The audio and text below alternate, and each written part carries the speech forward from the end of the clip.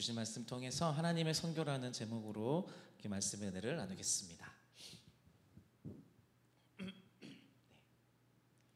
지금 2023년이니까요. 22년 전 옛날 얘기를 해서 죄송합니다.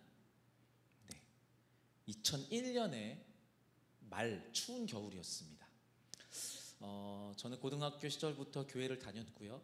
교회를 다니는 사람은 성실하고 착해야 된다라는 누가 가르쳐주지도 않았는데 그냥 그런 이미지였습니다. 그래서 그렇게 해야겠다라는 생각으로 고등학교 시절을 보냈고요.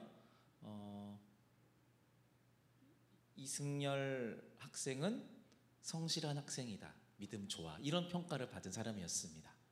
네, 성실함의 대명사로 보내왔고요. 20살의 청년이었죠. 사실은 저는 노래가 좋아서 교회를 다녔습니다. 노래할 곳을 찾아다니는 하이에나처럼 어디를 가면 노래를 할 수 있을까, 그런 생각만 하는 그런 저에게 한 청년부 형이 저한테 필리핀에 단기 선교를 가는데 같이 가자라고 이렇게 얘기를 하는 거예요. 필리핀의 단기 선교. 가서 예배를 드리는 거래요. 예배를 드리면 노래도 하겠지라는 생각을 하긴 했지만, 그렇다고 그 돈을 써서 예배만 주구장창 하러 일주일을 그냥 보내는 것은 저한테 그렇게 매력적이지 않았습니다. 별로 혹하지 않았습니다. 당연히 거절이었습니다. 그렇게 거절을 하고요. 겨울방학이 시작이 되었습니다. 네, 신입생 시절을 끝내고 이제 겨울방학이 시작됐고요. 어떻게 해서 이제 아르바이트를 하면서 돈을 벌어서 PC방을 가고 뭐 하고 놀까, 이런 생각을 하고 있었는데 한 인자한 안수 집사님이 저한테 오셔가지고 같이 알바자리 찾으면 내가 일자리 소개해줄게 라고 하시더라고요. 그래서 네, 감사합니다 라고 해서 한 친구와 함께 2주간의 인력시장을 찾아가게 되었습니다. 네, 노가다라고 하죠. 네, 괜찮았습니다. 처음 하는 알바였는데요. 그때 당시에 일당이 하루에 6만 원이었습니다. 23년 전이니까 진짜 많은 거예요. 네, 그래서 이렇게 반짝 일해서 정승처럼 이 겨울을 보내노라 라는 마음으로 친구와 함께 2주간의 시간을 보냈습니다. 정말 괴로웠습니다. 너무 추웠고요. 아침에 새벽에 일어나가지고 거기를 가서 5호선 끝자락이었습니다. 저 아래 끝자락, 상일동 그쪽이었던 것 같아요. 춥고 배고프고 졸립고 끝나지 않을 것 같은 막 하루하루가 지옥 같았던 그 시간을 다 견뎠어요. 이제 2주가 지나면은 이 노동비가 나한테 들어올 것이다. 야, 이 정도면은 내가 60만 원 이상 들어오는 거니까 오케이. 끝났고, 2주간의 일이 끝났고요. 집사님께서 고생 많았다 승열아, 돈 줄 테니까 그 교회로 몇 시에 와? 그럼 줄게 라고 하시더라고요. 힘들었지만 일자리를 제공해 주신 집사님을 향한 진심의 감사의 마음을 담아서 약속된 장소에 갔습니다. 거기를 가보니까요, 북적대는 사람들이 한 10명 정도가 있더라고요. 뭐지? 평일에 교회에서 왜 모여있지? 하는데 그 안수 집사님 목소리가 들리는 거예요. 승열아, 들어와라. 안수 집사님 왜 계시구나. 들어갔는데 청년부에서 1년 동안 있었으니까요, 한두 번 봤던 사람들이 저를 반겨주는 거예요. 승열아 왔구나, 웬일이야, 이러면서 되게 반갑게 인사를 하는데 좀 의아했어요. 왜냐하면 1년밖에 아직 안 됐었거든요. 신입생이긴 했는데 이 사람들이 나를 얼마나 안다고 이렇게 반갑게 인사해 주지? 이런 생각을 했었더랬습니다. 근데 이 사람들은 여기 지금 왜 모여있지? 라고 생각하는 순간 우연히 이렇게 둘러보는데 그 10명 정도 되는 그 사람들 중에 저한테 그 필리핀 단기 선교를 제안했었던 그 형도 보이는 거예요. 순간 아차 싶은 거죠. 이거 뭐지? 그리고 그 생각을 하는데 그 안수 집사님이 인자한 목소리로 이렇게 얘기를 하는 거예요. 승열아, 네가 번 돈으로 필리핀 가자. 끝나자마자 주위에 있었던 그 형 누나들이 진짜? 승열아, 너 같이 가기로 한 거야? 진짜 환영해, 생각 잘했어. 그래, 누나가 잘해줄게. 난리가 났습니다. 말이 안 되는 거죠. 사기잖아요. 저는 몰랐거든요.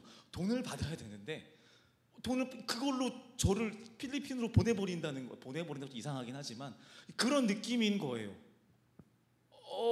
그래서 마음 같아서는 자리를 박쳐 그냥 나오고 싶었거든요. 그런데 제가 1년 고등학교 3년 동안 어떤 이미지였다고요? 착하고 선하고 성실하고 신앙 좋은 학생. 그거 놓치고 싶지 않았거든요. 그 이미지가 좋았어가지고 차마 나올 수가 없는 거예요. 인기 관리였죠. 저는 그렇게 공식적으로 저의 20살의 2주의 시간을 단기 선교를 위해 일하고 헌신하고 모든 재정을 스스로 만들기로 작정하여 결단한 멋들어진 20살의 청년이 되어 있었습니다. 반강제로 끌려가다시피 갔었던 저의 첫 선교 사역은 생각보다 엄청 빡빡하게 힘들게 진행되었습니다. 자는 것도 씻는 것도 먹는 것도 뭐 어느 하나 만든 것이 없었고요. 저는 해물을 별로 좋아하지 않거든요. 필리핀에는 뭐 이따만한 뭐 물고기가 있다고 자랑하면서 막 주시더라고요. 네, 아무튼 뭐 힘들었습니다. 이게 그리고 하루에 5일 그 열흘 정도 있는데요. 하루에 2번의 찬양 사역을 5일 동안 진행하는 일정이었어요. 10번의 찬양 사역을 하는 거예요. 네, 만만치 않은 정도가 아니라 비현실적이었습니다. 정말 말 그대로 죽도록 사역한 것 같아요. 오전에 가서 세팅하고 찬양 사역하고 끝나면은 그 짐 다시 싸들고 다른 지역 가서 다시 또 짐 풀어가지고 악기 세팅 다 하고 또 예배하고 끝나면은 집에 가서 물티슈로 샤워하고 그런 일정이었습니다. 5일 동안 쭉 했어요. 그런데 이게 하루하루 지치면서도 뭔가 이렇게 짜릿한 느낌이 있더라고요. 뭔가 뿌듯하고 이 성취감과 그 보람이 막 계속 쌓여가는 거예요. 힘들지만. 전우회가 싹튼 거죠. 그리고 마지막 그 사역이 끝났을 때 막 환호를 하게 되더라고요. 드디어 우리가 해냈다 이러면서, 우와 진짜 해냈다. 내가 진짜 하나님을 예배하는 사람이구나. 이야 이 맛이구나. 오길 잘했다. 이런 생각이 들더라고요. 네, 여러분 아멘 하시면 안 돼요. 아직 끝나지 않았습니다. 그리고 나서 이제 마지막 날이 다가옵니다. 단기 선교 가보신 분들은 아시겠지만 마지막 날 이 단기 선교의 그 대미가 뭐죠?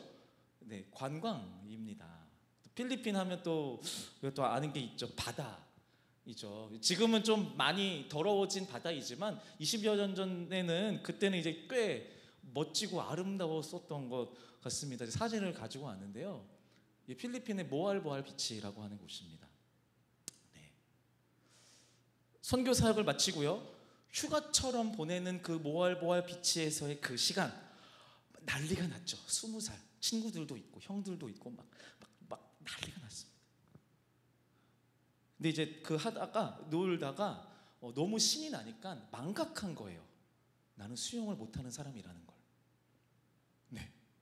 근데 뭐 저희처럼 뭐 서해 동해 이런 구분이 알 리가 없잖아요. 그냥 바다니까 사람도 없고 너무 좋다 하면서 막 뛰어 들어갔는데 바닷물에 빠지게 된 겁니다. 그래서 발이 닿질 않는 거예요. 그래서 푹 들어가서 크게 한번 꿀꺽 하고 생각했습니다. 이게 아닌데? 이거 아닌데? 그리고 다시 한번 꿀꺽. 그리고 눈을 떴는데 저는 달리는 차 안에 있었습니다. 주변의 사람들은 모두 울고 있었고요. 제 머리맡에는요, 그 당시 팀에서 군기 반장을 맡고 있었던 진짜로 마동석처럼 생겼던 형이 한 명 있었거든요. 그 형이 막 펑펑 울면서 저한테 소리치고 있었어요. 고맙다 승려라, 고맙다, 계속 눈 뜨고 있어 이러면서. 네, 알고 봤더니 제가 이제 그렇게 해서 꿀꺽 2번 먹고요. 제가 빠진 거를 안 친구가 헬프미 해가지고 미국 관광객이 저를 발견해서 저를 데리고 와서 일본인 관광객이 저를 심폐소생술을 했고요. 그리고 그 필리핀 현지인이 그 오토바이를 태워서 차로 데려가 줬고 그 차에서 이제 병원으로 이송 중에 제가 깨어난 거예요. 한 40분 정도로 의식을 잃었었다고 하더라고요. 네. 저는 그렇게 그날 밤 저의 또 다른 생일날이 되었습니다. 다시 태어났습니다. 필리핀 그 시골에서 어떻게 사왔는지도 모르겠어요. 케이크 준비되어 있어요. 모든 분들이 선교사님 포함해서 초를 준비해서 한껏 분위기를 막 띄워놨습니다. 저의 무사 생환을 축하받았습니다. 그리고 더불어서 저는 어떻게 되었을까요? 네, 파송받았습니다. 그 당시 팀에 있었던 한 전도사님께서 기도하셨는데요, 그 기도의 내용이 이런 거였어요. 하나님, 여기 당신의 핏값으로 사신 아들이 있습니다. 이 선교지에서 그의 생명을 구해주셨으니 하나님, 이 아들을 받으옵소서. 이 아들이 하나님을 위해 평생 선교하는 인생 살게 하여 주옵소서. 아멘. 이런 분위기였습니다.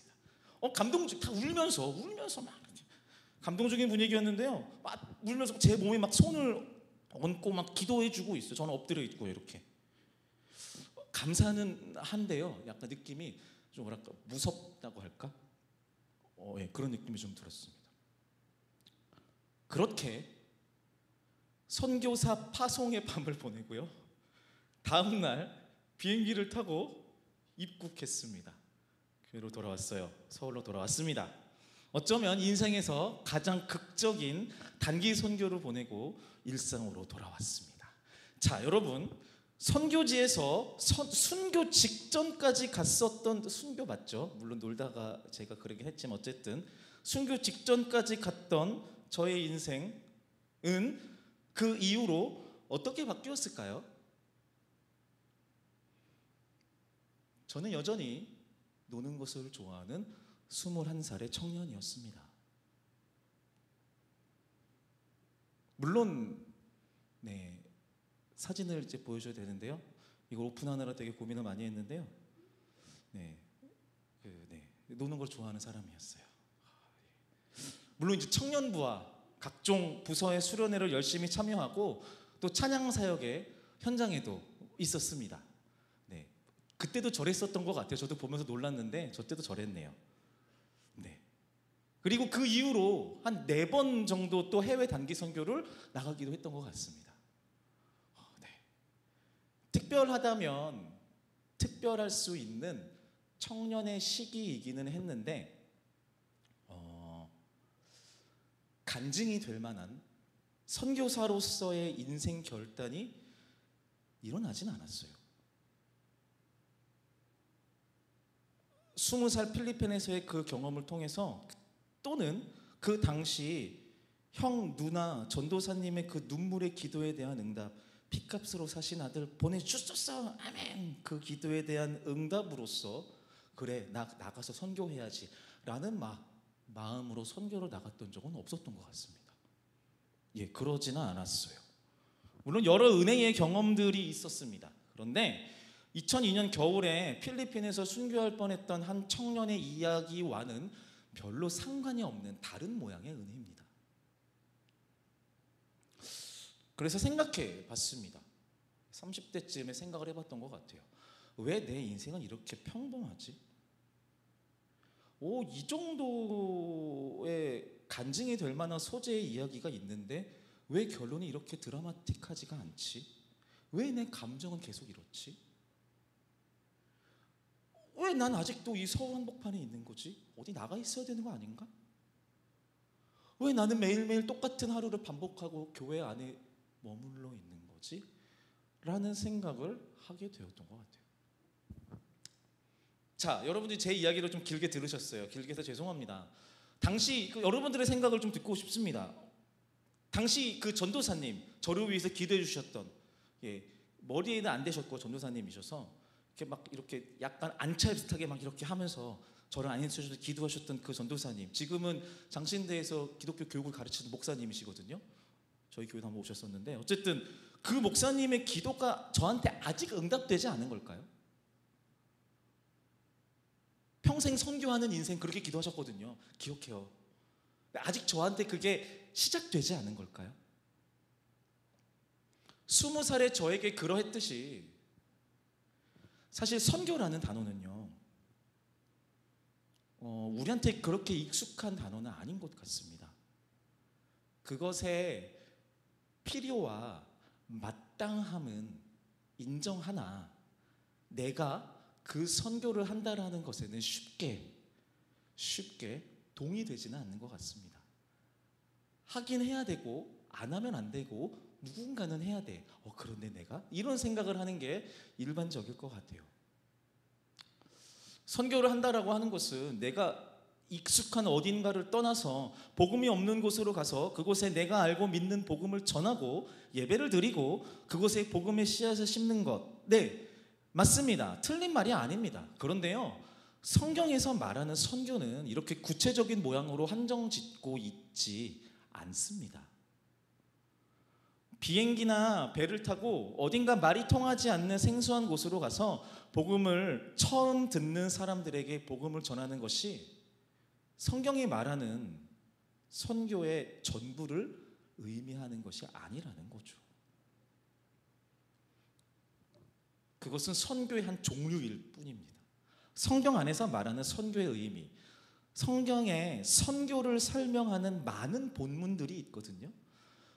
네, 오늘 함께 읽었었던 이 본문 요한복음에서는요 이렇게 얘기하고 있습니다. 오늘 읽었던 본문 17장 18절의 말씀의 일부를 같이 한번 읽어보겠습니다. 시작.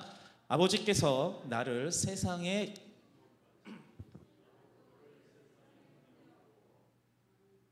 네, 요한복음 17장은 예수님께서 성부 하나님께 기도하는 장면이거든요. 그런 상황입니다. 이런 거예요. 하나님, 당신이 나를 여기에 보내신 것 같이 나도 이 제자들을 세상에 보냅니다 라고 얘기하세요. 다시요. 하나님, 당신이 나를 여기에 보낸 것처럼 나도 이 제자들을 세상에 보냅니다 라고 말하고 있습니다. 자, 지금부터 이 한 문장 안에 담겨 있는 성경적 선교의 의미를 함께 좀 살펴보려고 합니다. 그 전에 옆에 계신 분들에게 이렇게 믿음으로 선포해 주시면 좋을 것 같습니다.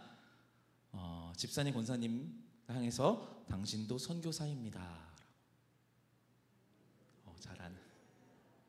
네. 머뭇머뭇하시네요. 네. 조금 이따가 다시 할 텐데 그땐 조금 더 쉬우실 거예요. 자, 문장을 같이 볼게요. 첫째로 예수님은요, 이 기도문을 통해서 자신이 아버지로부터 보냄받아 왔다라는 것을 전제하고 있습니다. 아버지께서 나를 보내신 것 같이. 이 말이 중요한 의미는요, 누군가가 복음적인 사명을 들고 어딘가를 향한다라고 할 때 그것은 곧 그곳을 향해 가라고 말하는 주체가 있다라는 거예요. 네. 그냥 아무나 지나가는 어떤 사람이 너 가라고 해서 가는 게 아니에요. 가라고 명령하는 주체가 있다라고 하는 거죠. 보내는 이가 있다라는 겁니다. 성자 예수님을 당시 그 시대 그곳으로 보내신 분은 성부 하나님이에요. 성자 예수님의 오심은요, 성부 하나님의 보내심으로 시작되었다라는 것입니다. 이게 기초 전제예요. 두 번째, 예수님이 하나님으로부터 보냄받은 필드는 세상입니다. 예수님은 당시 이스라엘이라고 하는 세상에 보냄받았습니다. 맞죠? 여기서 말하는 이 세상이라고 하는 것은 어떤 특정화된 지역만을 말하는 것이 아니에요. 무슨 말이냐면 예수님이 보냄받은 이스라엘이라고 하는 세상은요, 세상의 수많은 어떤 곳 중에 하나일 뿐입니다. 그러니까 불특정 다수의 사람들이 살아가는 수많은 시간, 수많은 세상들이 그 당시에도 있었는데 예수님은 그 수많은 세상들 중에 하필 그 시대에, 그 시기에 남유다에 있는 이스라엘 백성들 가운데 그곳에 나사렛 그 지역에 보냄받았다라는 거예요. 그리고 세상으로 보냄받은 그 예수님은 그 세상에 있는 사람들과 함께 살아가십니다. 세 번째입니다. 예수님은요, 그러니까 자신의 제자들을 동일하게 세상에 보내었다라고 말씀하십니다. 예수님으로 말미암아 시작된 그 복음이 제자들과 사도 바울을 통해 전 세계에 전파되었죠. 이것에 대해서 의문을 가지는 사람은 없습니다. 네, 선교의 시작이었으니까요. 선교를 얘기할 때 성경 속에서 가장 위대한 인물이 누구일까요? 누구요? 바울이겠죠. 그렇죠. 바울일 겁니다. 근데 자 봐요. 예수님께서 이 기도문에 어떻게 얘기하냐면 아버지께서 나를 보내신 것 같이 나도 그들을 세상에 보내었습니다 라고 말하는데요. 지금 이 상황은요, 예수님께서 12제자한테 같이 있고 12제자와 함께 있는 상황에서 기도하시는 거거든요. 이 그들 안에 바울은 없어요. 아직 없어요. 바울 없어요. 12제자가 있죠. 그들은 아직 단 한 사람도, 12명 중에 단 한 사람도 어딘가로 떠나서 복음을 전파하는 인생을 살 것이라고 기대도 안 하고 있어요. 지금 이 12제의 기대는 뭐예요? 예수님이 빨리 능력을 발휘해서, 메시아로서의 능력을 발휘해서 이 나라가 자유케 되는 거. 그래서 나는 몇 번째 앉을까? 이 고민들만 하고 있단 말이에요. 어디를 나가서 뭐 할 거란 기대조차 하지 않고 있다라는 거죠. 그런데 되게 신기한 게 있는데요. 이 예수님의 기도요. 나도 그들을 세상에 보내었습니다 라고 하는데요. 이게 완료형입니다. 완료. 이미 완료됐다라는 그러한 문장이에요. 그러니까 조그만 예루살렘 안에 머물러서 모자라기 짝이 없어 보이는 제자들을 향해서 예수님은 기도를 통해 하나님 당신께서 나를 보냈듯이 나도 이들을 세상에 보내었습니다. 이미 완료했습니다 라고 말하고 있어요. 무슨 말이에요? 제자들은 지금 이미 예수님을 통해서 파송을 받은 자들이에요. 파송을 받았어요. 받을 자들이 아니라 나중에 좀 괜찮아지면 그때 파송되는 사람들이 아니라 예수님의 기도의 내용을 보면 이들은 이미 파송 받았어요. 아직 이들은 예루살렘과 이스라엘에 있는데도 말이죠. 심지어 선교의 대명사인 바울은 등장도 하지 않았고요. 사도들 역시 어딘가로 복음을 들고 떠날 생각조차 하지 않고 있는데 예수님은 이미 이들을 보내었다라고 말씀하고 있습니다. 우리가 분명히 짚고 넘어가야 할 개념이 있어요. 예수님은 제자들을 세상에 보내었다라고 말씀하시죠. 그럼 예수님이 생각하시는 그리고 성부 하나님이 말씀하시는 이 세상은 어디일까요? 이미 보내었다라고 선포하시면서 세상에 보내었다라고 말씀하시는데 그러면 제자들이 보냄받은 파송받은 그 세상은 어디일까요? 뭘 고민하세요? 그들이 사는 곳이죠. 이스라엘 예루살렘이에요. 거기로 보냄받은 거예요. 이 제자들은요. 하늘아버지께서 성자 예수님을 나사렛과 베들레헴, 갈릴리와 예루살렘이라는 어쩌면 별로 특별할 것 없는 세상에 보내셨고 예수님 역시 그의 제자들을 그들의 집, 그들의 관계, 예루살렘 성전처럼 지극히 익숙한 그들의 터전으로 보내시는 거예요. 너는 이제부터 선교사 파송받았으니까 저기 멀리 고린도로 가. 아니요. 아직 그럴 때 아니에요. 사는 곳이 그대로이고 만나는 사람들이 그대로이고 환경과 모양이 그대로라면 특별할 것이 아무것도 없어요. 제가 그랬듯 20살의 제가 그랬듯 20대의 청년의 제 삶이 그랬듯 저는 다이나믹한 간증, 파송을 받아서 선교사의 삶을 사는 그런 다이나믹한 간증을 기대하고 있었는데 제 삶에서는 그런 다이나믹한 일들은 일어나지 않았어요. 그런데 저는 파송 받았어요. 그 삶에서 예수님께서 제자들을 그렇게 보내셨던 말이죠. 그러니까 이 제자들을 그들의 일상, 그들이 사는 삶의 터전으로 선교사로서 예수님께서 이들을 파송했다라는 거죠. 그럼 이제 우리가 생각할 게 하나가 있어요. 아, 예수님 대단하구나. 뭔가 그림이 우리랑 남달라. 예수님이 대단한 건 알겠는데 그 파송받은 제자들은 뭐가 특별해서 이들은 어떻게 해서 선교사로서 파송을 받을 수 있을까? 제 얘기를 되게 길게 해드렸는데 물론 제가 여러분들에게 목사이기는 하지만 당시 저와 함께 선교 사역을 했고 또 20대 청년의 시절을 같이 웃고 떠들고 놀았었던 그 분들에게는 저는 이승열 목사가 아니라 승열하거든요. 평범한 사람이라는 거죠. 그럼 제가 뭐가 특별해서 파송을 받는 거냐는 말이죠. 제자들은 뭐가 특별해서 파송을 받느냐는 거죠. 요한복음 17장 17절에 보면요, 예수님은요 보냄받은 제자들, 예수님께서 완료형으로 보냄받은 그 제자들이 가진 특별함이 무엇인지를 이렇게 말씀하고 있어요. 같이 한번 읽어보겠습니다. 시작. 그들을 진리로 거룩하게 하옵소서. 무슨 말이냐면요, 제자들이 가진 특별함이 있다라는 거예요. 그 뭐냐면요, 제자들은 진리를 아는 사람들이에요. 진리를 아는 사람들, 이게 특별한 거예요. 다른 세상 사람들과 특별한 것이 바로 이거예요. 예수님을 통해서 배우고 알게 된 진리의 말씀, 그것이 이 제자들을 특별하게 만드는 겁니다. 사는 곳이 그대로이고 만나는 자들이 그대로이지만 제자들이 이전에 알지 못하던 진리의 말씀, 그러니까 복음을 안고 살아가는 겁니다.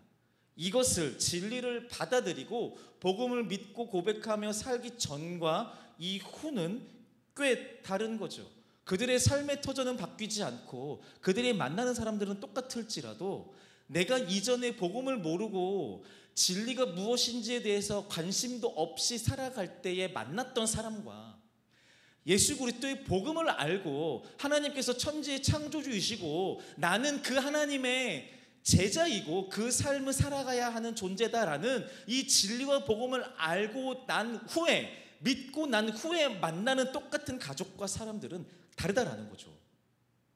네, 이게 제자들이 가진 특별함이에요. 그래서 어딘가를 가지 않아도, 어떤 특별한 무엇을 하지 않아도 그들이 알고 믿는 복음을 간직하는 그들의 일상, 그들의 세상, 12 제자들과 바울이 살아가는 그 모든 세상이 곧 부르심에 응답해야 하는 선교지가 되는 거예요. 부르심의 현장, 그러니까 이 시대에 어떤 신학적 개념으로서 선교의 현장이라고 한다면요, 그것은 바로 세상이에요. 우리가 지금도 발 디디는 곳, 우리가 만나는 사람들, 거기가 선교의 현장이에요. 복음을 들고 복음을 알고 복음으로 살아가는 모든 곳이 바로 선교의 현장이라는 거죠. 자, 그럼 우리에게 익숙한 이곳이 이 사람들이 선교의 현장이요 대상이라면, 그러면 선교하는 삶은 구체적으로 어떻게 살아야 되는 것인가? 진리를 알고 복음을 들고 사는 것이 선교사의 삶이다라고 했는데, 그럼 그 삶은 구체적으로 무슨 모양이어야 되는가?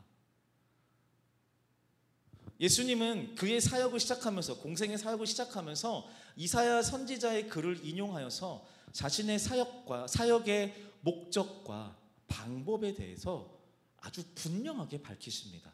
누가복음 4장 18절의 말씀을 같이 한번 읽어보겠습니다. 시작.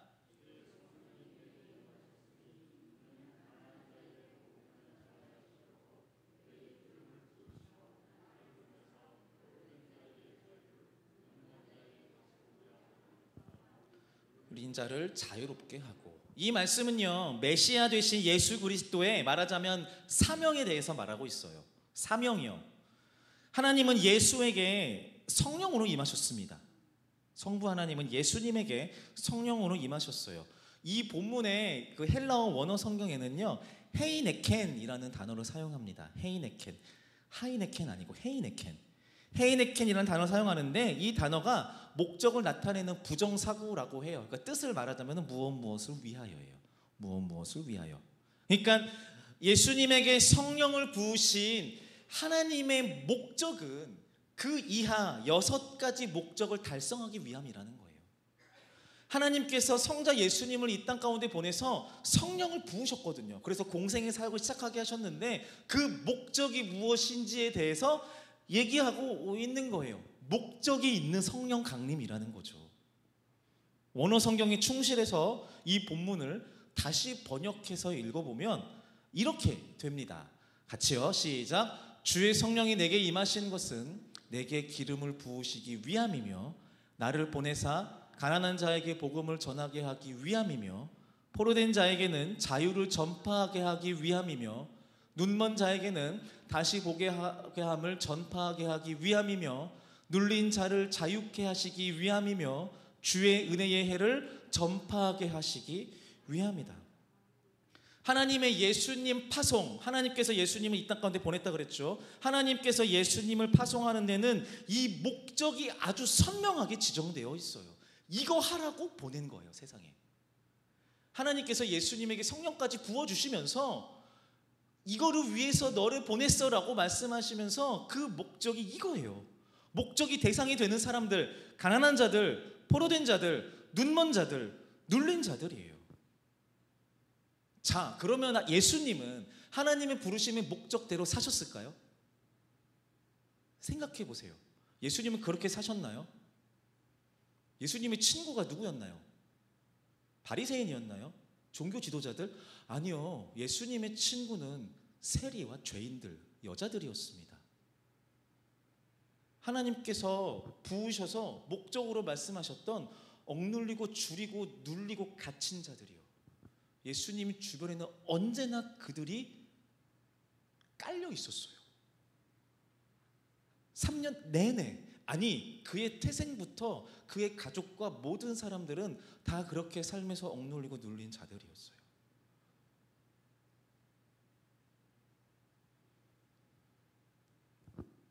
그래서 예수님은 가난한 천민, 고아, 과부에게 천국이 너희의 것이다 라고 축복하셨고요, 죄에 눌려 사는 마태를 불러서 자유의 사도로 부르셨고요, 보지 못하는 맹인 바디메오를 보게 하셨고요, 죄의 권세에 눌린 가늠한 여인에게 자유를 선물하셨죠. 몇 개를 말씀드렸습니다. 예수님의 기적과 회복과 치유의 대상이 되었던 모든 자들은 하나같이 그 세상 속에서 억눌리고 갇히고 눌려서 삶의 희망을 찾아볼 수 없는 사람들이었어요.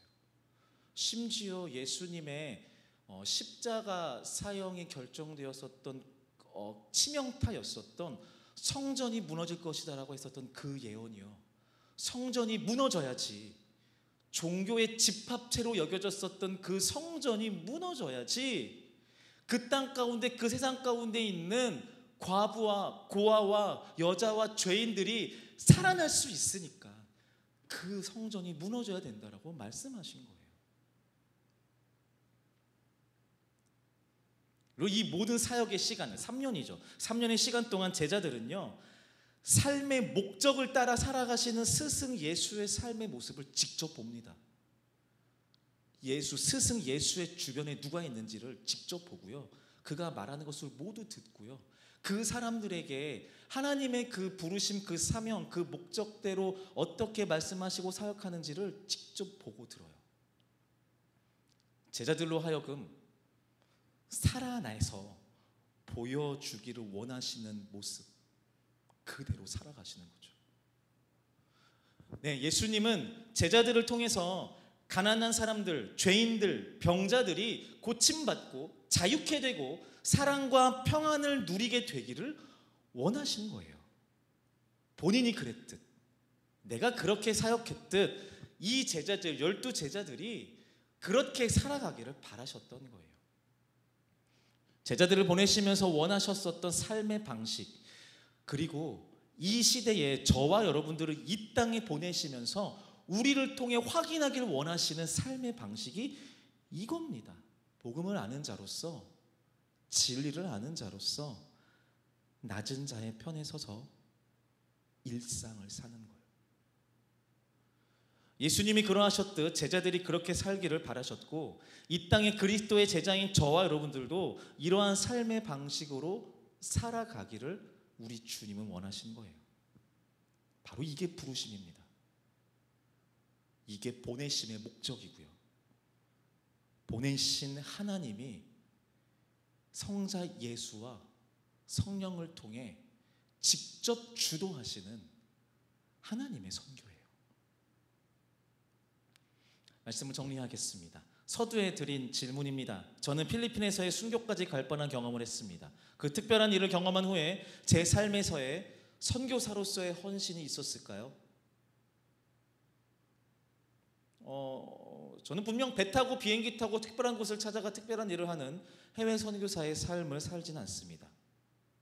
그렇습니다만 저는 최선을 다해 저의 주변에 또 제가 살아가는 이 세상에 가난하고 억압받는 낮은 자들의 편에 서려고 노력하고 있습니다. 교우들과 청년들에게 세상 속에서 고통받고 억눌리고 신음하는 사람들의 이야기를 어떻게든 한 번 더 나누기 위해 애쓰고 있고요. 가능하면 악에 동조하지 않고 올바른 편에 서기 위해 애쓰는, 그리고 억울함이 있는 사람들과 그들의 일을 기억하고 재생산해서 사람들에게 알리기 위해 애쓰고 있습니다. 아무리 제가 생각을 해봐도 저는 여행을 별로 좋아하지 않거든요. 해외 단기 선교사로서의 삶은 맞지 않는 것 같아요. 저의 선교의 현장은 이러한 일상입니다.